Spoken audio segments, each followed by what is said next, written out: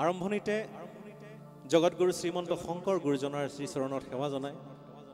তেখেতৰ বিৰচিত এটি বৰগীতেৰে আৰম্ভ কৰিম কিয়নো আমি সকলোৱে জানো বিশ্বনাথৰ অতি ওচৰৰে গাংমু নামে যি ঠাই গুৰুজনাই 6 বছৰ 7 মাহ আছিলে ধৰ্ম প্ৰচাৰৰ লগতে বিভিন্ন গীত মাত এই অঞ্চলতে গুৰুজনাই হয়তো ঘূৰি ফুৰি ৰচনা কৰিছিলে গতিকে গুৰুজনাক স্মৰণ কৰাটো আমাৰ কৰ্তব্য সেয়েহে আৰম্ভণিতে গুৰুজনৰ এটি বৰগীত গুৰুজনেনো বৰগীতৰ মাধ্যমে আমাক কি কৈছে মই অৰ্থ সহকাৰে মই গাবলৈ চেষ্টা কৰিম কৃষ্ণ অকমান ৰিভাৰ্বটো দি দিব গীতটো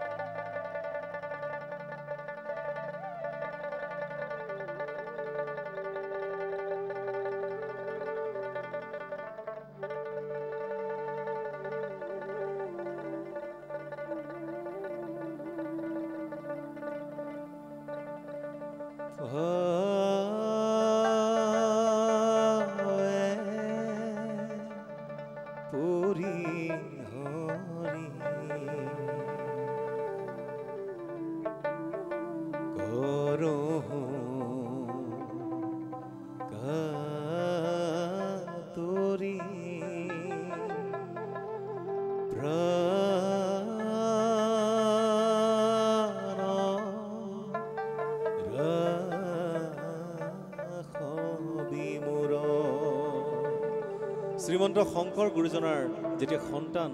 জন্ম লাভ কৰিছিলে গুৰুজনাই কি কৰিছিলে ঈশ্বৰৰ চৰণত বন্তি এগছি জ্বলাই গুৰুজনাক কৈছিলে হে গুৰু প্ৰভু ঈশ্বৰক কৈছিলে যে কৃষ্ণ মোৰ সন্তান জন্ম হৈছে আপুনি যেন সুপথ দেখুৱা ইয়াৰ পৰা আমি কি বুজিব পাৰোঁ গুৰুজনে আমাক কি বুজাইছে আজিৰ আধুনিক সমাজত কি হৈছে যেতিয়া সন্তান জন্মৰ খবৰ পায় গৰ্ভৱতী হোৱাৰ সময়তে আমি কি কৰোঁ মদ্যপান কৰি আমি ফূৰ্তি কৰোঁ যাৰ ফলত আমাৰ সন্তান সেই পথেই গতি কৰে কিন্তু গুৰুজনাই তাকে আমাক কোৱা নাই গুৰুজনাই কি কৈছিলে বন্তি গছি জ্বলাই তেখেতে ঈশ্বৰৰ ওচৰত কিদৰে কৈছিলে পিছৰ শাৰীত গম পাব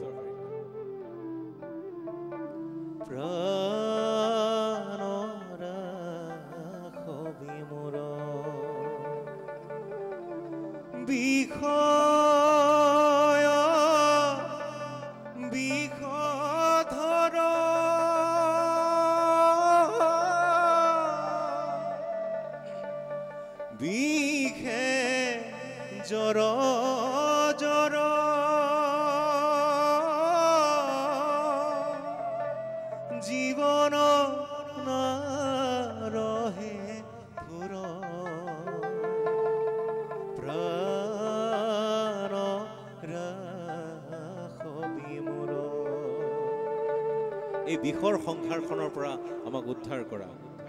অথিৰ ধন জন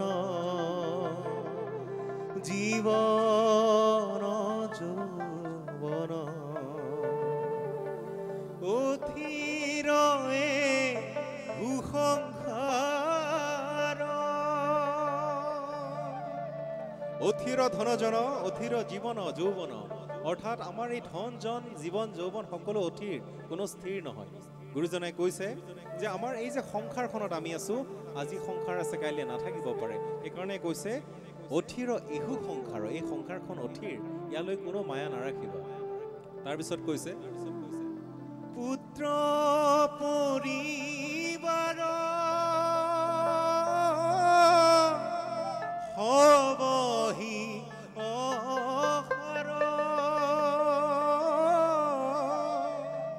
কৰব কাহেৰি খাৰ প্ৰাণ ৰাখবি মোৰ কমল দল জয় চিত্ত চঞ্চল স্থিৰ নহে তিল এক কমল মানে পদুম ফুলৰ কথা কৈছে যে পদুম ফুলৰ পাতত পানী পৰিলে কেনেকুৱাকে থাকে লৰি চৰি কৰি থাকে স্থিৰ হৈ নাথাকে। তাকে কৈছে কমল দল জল চিত্ত চঞ্চল, আমাৰ মনবোৰ স্থিৰ নহয়, চঞ্চল। এতিয়া যদি এই ফোক ফেষ্টিভেলত আছে, অলপ পিছত কিন্তু গুৱাহাটীলৈ ওলা মাৰিব, তাৰপিছত আকৌ কাইলৈ কি কাম আছে, আমাৰ এইবোৰতে সদায় মনবোৰ গৈ থাকে। তাকে কৈছে চিত্ত চঞ্চল নাহি ভয়ো ভৱ ভোগে হৰি হৰি পৰম পদ পৰতে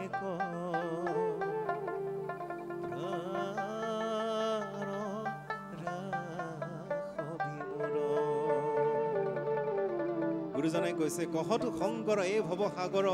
পাৰ কৰা ঋষিকেশ। হে ভগৱান প্ৰভু, এই সংসাৰৰ পৰা মোক